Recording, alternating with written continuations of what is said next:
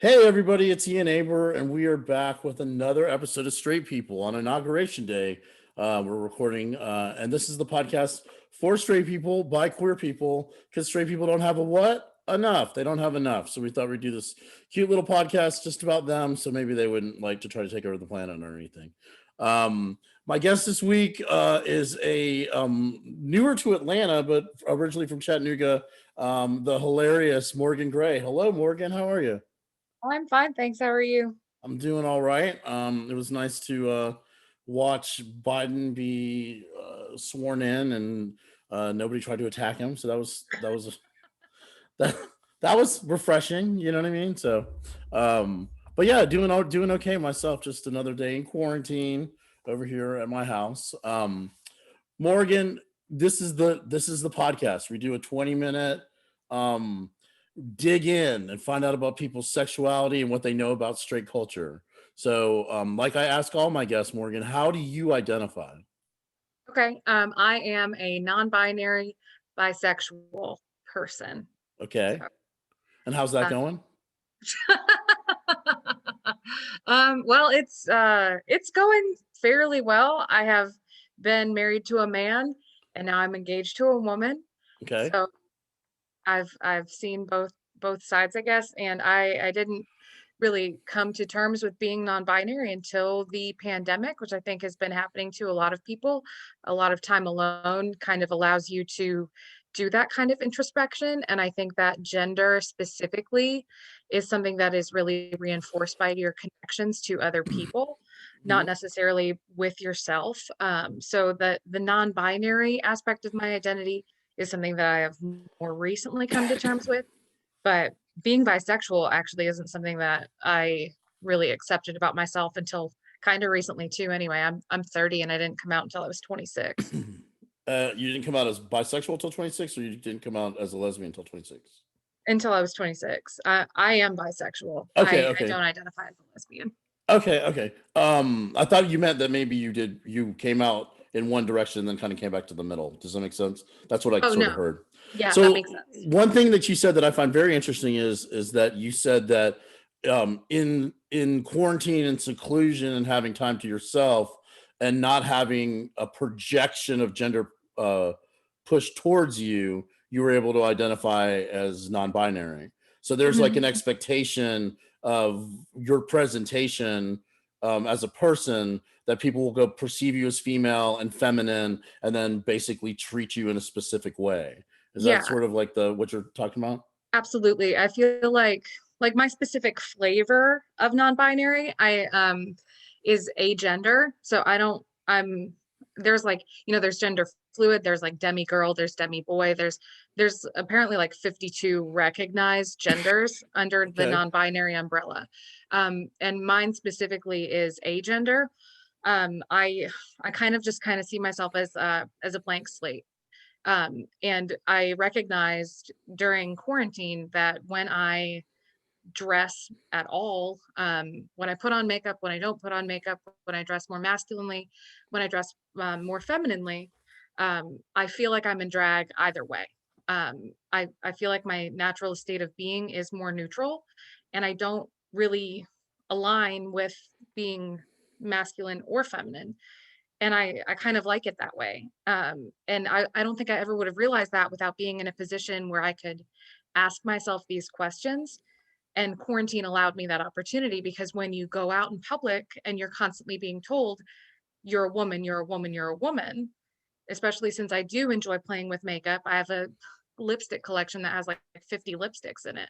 Yeah. People are going to perceive me as a woman, and they still do. Yeah. Now that you're in a situation where you identify as agender, non-binary, bisexual, right? Mhm. When people do treat you just as a woman, what is the is that does it bother you? Does it hurt you? Does it offend you? Or is it more of like a it's nuanced because you're just coming into this identity, so you're not sure how to navigate informing other people, oh, by the way, you always treat me like a girl, but I am this or whatever. Um, I obviously haven't been able to do comedy in a Yeah. while, but I actually thought of I have been like apologizing when I have been introducing people with my introducing to people with my pronouns. Yeah. I've been like, my pronouns are they, them, sorry. So I guess I'm still a woman at heart. That's funny. Um, but it's I feel like if people are making an effort, like, because I just started telling people, I told people publicly like 2 weeks ago. Yeah. And it was hard because like talking about sexuality was hard when I was 26, and talking about gender, because a lot of people don't even recognize that gender isn't binary. Yeah. And I've had a lot of people well, I won't say a lot, but I've had a few people just tell me that I'm wrong and that I'm confused, but I'm not confused. This is the most clarity I've had about it my whole life. Yeah. And I feel more like myself. Do And you think so that those people are confused actually is what the issue is? I That think, that their brain isn't ready for something other than two switches, like it's either this or that. It's this or that. You're either gay or straight. You're a man or a woman. You know what I mean? Like I think that like some people think that that's progressive, is that they've accepted that thing, and then anything beyond that, it's like okay, all right, all right. You know what I mean? It's just like it's too much for them. It's an extra thing that's not necessary or whatever. I think that a lot of them are just not willing to have a conversation. And my thing is, if you're willing to have a conversation with me, that's great. I don't need you to immediately be like, okay, that's what you are. I need you to just be willing to listen, because it's hard to change the way that you've been taught your Yeah. whole life. I'm still learning. We're all still learning. Yeah. We've been brought up in a society that teaches us that this thing is the one thing that it is. We're all still learning, and the language is still evolving. And the term non-binary didn't even become popular really until the 2010s. I'm reading a book about it right now. We're all still learning, we're all still evolving. But if you tell me that I'm not something that I know intrinsically I am, then you become the problem. We all Yeah. need to listen to each other. So it is hard for me to talk about, because I am so afraid of being rejected and told that I'm wrong about who I am. But if people can come to it with an openness and an understanding and want to have a two-way conversation, that's incredibly helpful. Yeah. What do you think inside of the queer community? Because like we're not always great about, because it's we're as as Dave Chappelle offensively referred to us as the alphabet people. He calls us the alphabet people, which I take offense, because we are people of letters. Do you know what I'm saying? So, but but because we're not like, as a gay man, my experience is different than that of a lesbian or a trans person or a bisexual or anybody who's gender non-binary. What do you think the biggest misconception inside of the queer community is about what it means to be gender non-binary, just based on your experience? I think a big one is that all non-binary people are androgynous, thin, white, assigned female at birth people, like, or that we're all David Bowies or Tilda Swintons. Yeah. That you have to be super androgynously presenting. Don't get Yeah. me wrong, I'd love to be that, but my body type isn't that, and it's not going to be. Unless I have a super great, coke binge or an anorexia relapse, it's not going to be that. Um, Non-binary people are just as diverse as the rest of the queer community, and so you get a lot of erasure of non-binary people because they don't look like what you expect them to look like. And I think that that's really harmful, especially to you know um, Black non-binary people, indigenous non-binary people, and people of color who are non-binary, because they're assumed to be something that they're not. Yeah. And so the people who identify as non-binary, do you get confused for being gender fluid a lot? Is that what people think that means, or is Well, it? gender fluid is a type of non-binary. Yeah. I think another misconception is that non-binary only means one thing, Yeah. or that it's like that it's a third gender. Yeah. When it's I mean, it's an umbrella term. The Yeah. same way that that bisexual can be an umbrella term, or it has evolved to be an umbrella term. There's Yeah. like a bi plus attraction spectrum. That's really like a multisexual attraction spectrum, and that's kind of what non-binary is. It's an umbrella term that encompasses a lot of third gender identities, like gender fluid, like Yeah. agender, like neutral, I don't and know that one. EU. What's that? That's Neutral? kind of, it's similar to agender. It's where you Okay. don't identify with like being a man or a woman. Yeah. There's, I mean, there's a ton. There's two spirit, which only applies to certain indigenous tribes, and then other indigenous tribes have their own name Yeah. for the third, fourth, and fifth gender identities. I don't want to speak too specifically on that because I'm not an indigenous person. What's the name of the book you're reading? Because I'm curious. I definitely take a look at that. Oh man. Um, I just started it yesterday. Let me look and see. It's really good. It was expensive because it's I think it's meant to be like a textbook. Oh, okay. It was written by a librarian and information scientist. Um, and I'm getting a master's in library and information Oh, science. cool. Um, Where do you go to school? I go to the University of Illinois at Urbana-Champaign. Okay. It's called Non-Binary Gender Identities, History, Culture, and Resources. Nice. Well, that's cool. I'll definitely listen back to that and see if I can include a link or something, or at least maybe find a review of the book, because sometimes I don't read the books. I just read the reviews. So let's go further back. So you're coming out as bisexual at 26. A lot of people who identify as queer have the experience of knowing when they're children that they're different, but not knowing how they're different. You know what I'm saying? And Mhm. then they discover what queer is, and either it's that they discover that they themselves are queer.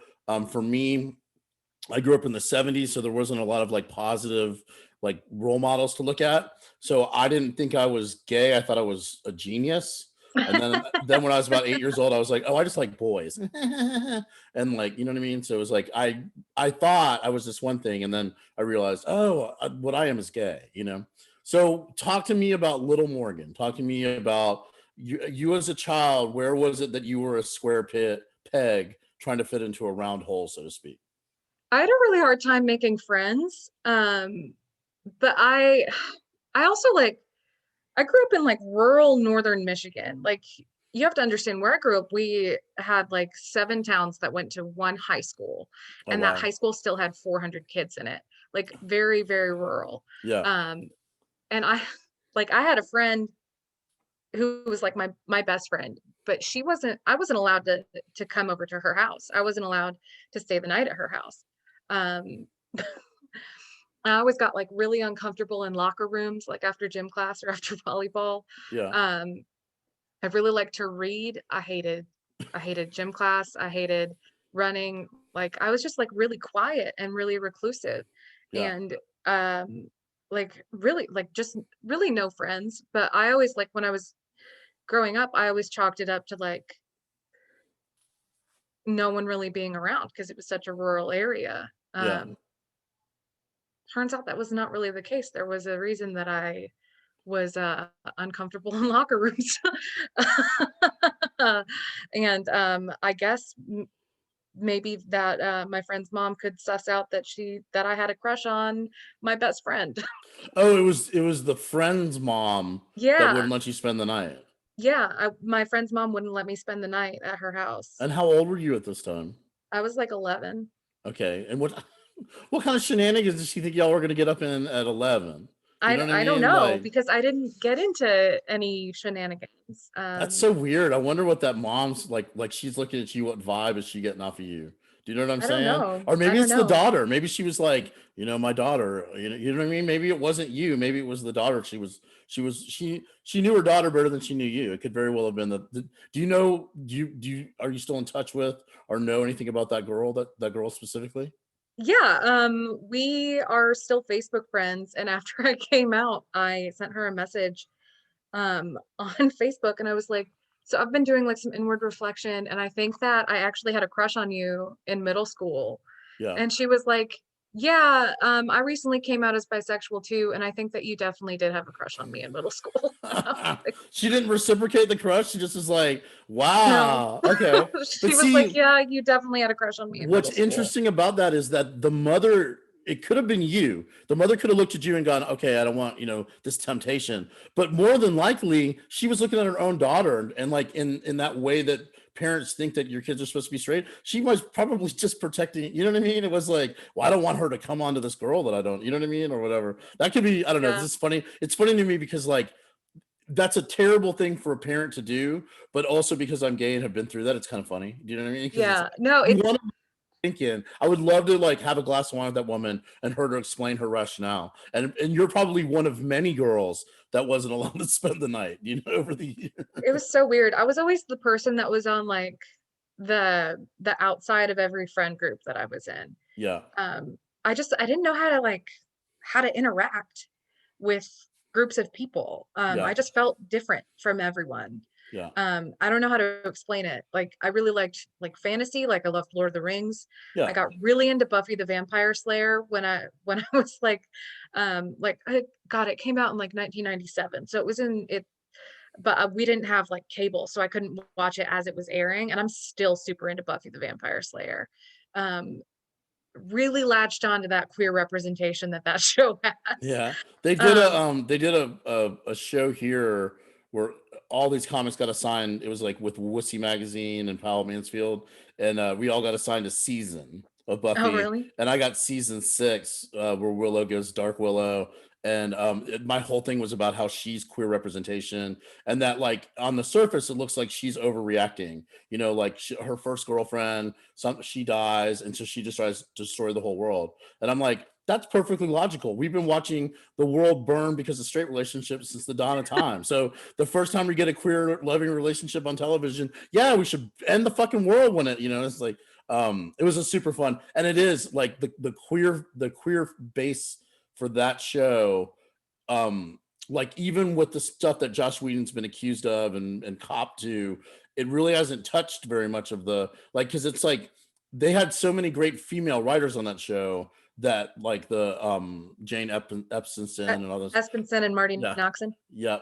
And that Josh's bad, his reputation hasn't dinged the show, which I think is kind of amazing. That Yeah. people aren't saying, "Oh, we can't watch this anymore." It's like, well, no, because the people who were really writing the words that landed with people were probably women in the writers' room, in my opinion, anyways. But Yeah. well, that's awesome. So when did that change for you? When did you get to the point where, or has that changed for you? Do you still feel like an outsider in every group? And you know what I mean? Like, do you think you're, what point in your life did you notice a difference in your ability to relate to people? I haven't. Well, like, especially since I came out so late. And I think that a big part of my inability to relate to people is definitely because I wasn't being my true self. Yeah, And a lot of that I think has to do with religious trauma and compulsory heterosexuality, because the world tells people that they must be straight. You are obligated to be straight to live in this society. yeah. Well, and the rules of being straight around women, I feel like are much more detailed and specific and regimented than they are to men, in my opinion. Because like as a woman, you also have to then maintain the like, you have to be beautiful or try to be beautiful, and if you can't be beautiful, then you have to be nice, and if you can't be nice, then you have to be, like, help people or be a mother. You know what I mean? There's all these roles and rules around women that I don't think that men have to like follow quite the same way. And you have to be like normal. Like you have to be a normal person Yeah, and be interested in what normal girls are interested in. yeah, And I wasn't. Like I wasn't interested in like playing sports or like liking football or you know like I didn't I was just a I was n- ah my high school experience was really shitty. And then college was really awful. I went to a Pentecostal university where I was surrounded by, yeah. So, and then I didn't come out until I was 26. So and I'm bisexual. And in the queer community, when you're in a relationship with a man, and that's when you come out as bisexual, there's going to be a lot of people who tell you that you're not queer enough. And that was after I spent my entire life hiding how queer I really was. Yeah. And when I realized how queer I was, it was like a whole flood of all of these moments. Every time I kissed a girl, every time I wanted to do more than kiss a girl, every time I thought about women, all of that came back in a flood when I was with a man. And then people were telling me that I wasn't queer enough.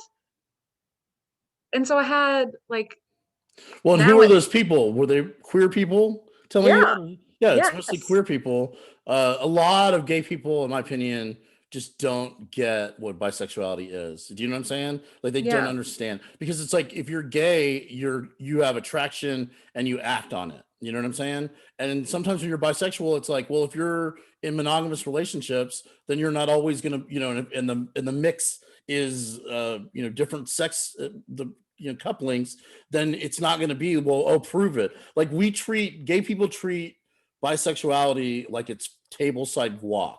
Do you know what I'm saying? Like if you say you're bisexual, I'm like, show me how much cilantro you putting in that bisexual. You know what I mean? Like that's how that, in my opinion. And I'm of the mind of if you want to identify as bisexual, I don't need to see your papers. I'll take it. We need more queer people, and you know what I mean? Like the more people that don't identify as straight in the world, the better. Do you know what I mean? And like, oh, you're not the kind of bisexual that I want you to be. Well, who came up with that standard and applied it to me in the first place?